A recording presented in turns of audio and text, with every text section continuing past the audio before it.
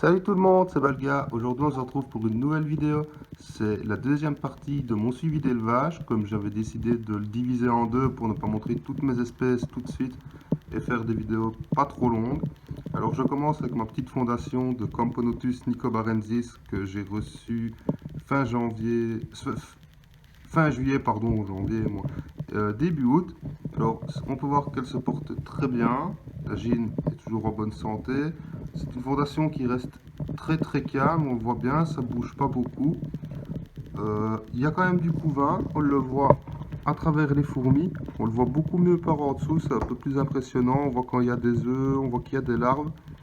Maintenant, je pense qu'elles sont pas trop actives parce qu'elles ont une très belle physiogastrie. Elles ne sont plus chauffées, elles sont à température ambiante. Il faut savoir que dans ma pièce, il fait entre 18 et 20 degrés de moyenne. Donc, je leur fais entre une pseudo-diapause, en tout cas un petit repos hivernal pour ne pas trop fatiguer ma gine. Et aussi pour ne pas que la croissance soit trop forte. Alors, on va passer à la colonie de Nicobarensis, comme ça on fait toutes les deux d'un coup. Et voilà la colonie que j'ai reçue de chez Vince. Maintenant, elle s'est plus déplacée vers le centre du nid, qu'elle m'a très bien dégueulassé dans le bas. On voit qu'elle prend bien la place.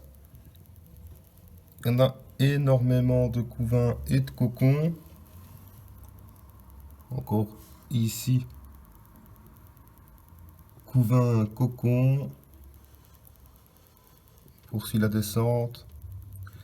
Alors si vous arrivez à voir la gine, dites-le moi, parce que moi j'ai du mal à la trouver ces derniers temps. Encore des cocons. Encore. Alors ça c'est la salle tout en bas, elle est remplie de cocons. Et voilà, elles m'ont vraiment dégueulassé tout le bas du nid. Et j'ai cru voir, il y a 2-3 jours d'ici, une petite bestiole grouillée, mais ça a été très furtif. Donc j'ai très peur que ce soit de l'acarien. On verra ça plus tard. Toujours relié à l'horaire de chasse qu'il faut que je nettoie tout à l'heure. On va directement faire un bond. Et on retourne aux Messor capitatus qui viennent aussi elles de chez Vince. Alors elles, bon bah je fais ce que je peux pour l'heure de chasse, mais elles ont bien dégueulassé. J'ai eu pas mal de décès pendant, je dirais, 2 à 3 semaines. Maintenant, ça s'est vraiment arrêté. J'ai plus de décès. Donc, attention, ça va être la panique. Elles sont un peu réparties. Ah. Donc, quoique, si la panique arrive. Donc, voilà, au départ, elle remplissait vraiment. Donc, tout le nid du bas était vraiment plein. Donc, je les ai rebranchés à un nouveau nid pour qu'elle puisse prendre de l'espace. Et alors, j'ai eu une grosse vague de décès, donc je pense que c'est peut-être les premières générations qui s'en sont allées. J'ai aperçu la gine il n'y a pas trop longtemps, donc je sais qu'à ce niveau-là, tout va bien. J'ai encore du couvain. On ne les voit pas bien comme ça. J'ai encore du couvain, il y a toujours des majors.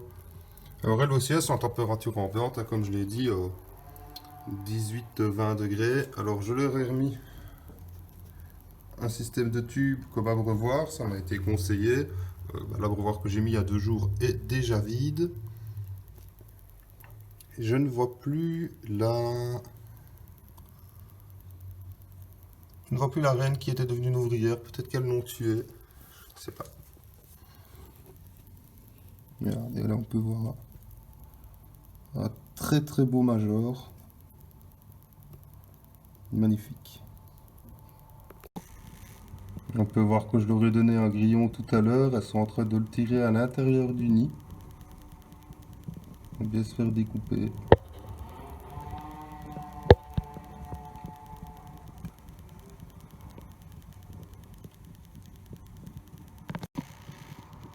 Voilà, j'ai mis un peu de lumière, ça permet de quand même un peu mieux voir ce qui s'y passe. Bon, je leur mets plus ou moins un petit insecte comme ça par semaine, qu'elles aient un apport de protéines. Je peux regarder dans leur ancien nid plat. Désolé, j'ai le reflet de la lumière, c'est une lumière qu'on remet au téléphone.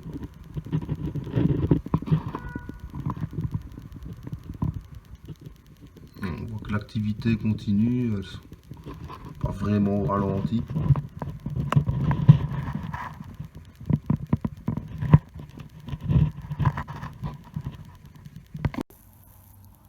Et voilà, on peut se rendre compte que quand j'enlève le cache du nid vertical, ça se déplace pour revenir dans le nid plat.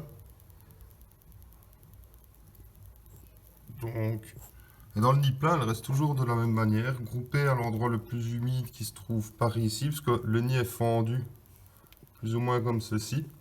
L'humidité ne se répand plus dans le reste du nid quand j'en remets. Et elles vont...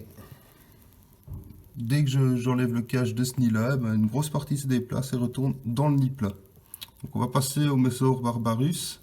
Elles, par contre, c'est un petit drama. Elles sont sur le côté, elles sont plus sur les étagères. Je vais vous montrer pourquoi. Donc voilà, malheureusement, ma gine Messor barbarus que j'ai retrouvé morte il y a 2 jours. Donc j'ai laissé comme ça pour vous montrer en vidéo. Je suis quand même un peu dégoûté. Bon, j'avais fait tout ce qu'on m'avait conseillé de faire sur Discord. Hein. Quelqu'un qui en a déjà m'avait fait remarquer que mon coton n'était pas assez humide. Donc j'aurais refait un tube à essai bien correctement. J'aurais mis un abreuvoir dans l'aire de chasse.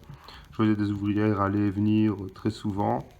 Et voilà, il y a 2 jours, bah, la triste nouvelle. Bon, voilà, je vais les laisser. Elles ont quand même suffisamment de graines pour s'occuper des larves et vieillir tranquillement. Voilà, c'est l'aventure Messor barbarus s'arrête assez tôt. Bon, je savais que ça pouvait arriver. Bon, ben sinon pour vous, je vous souhaite le meilleur pour vos colonies, pour vous-même, et je vous souhaite un bon week-end. Ciao ciao.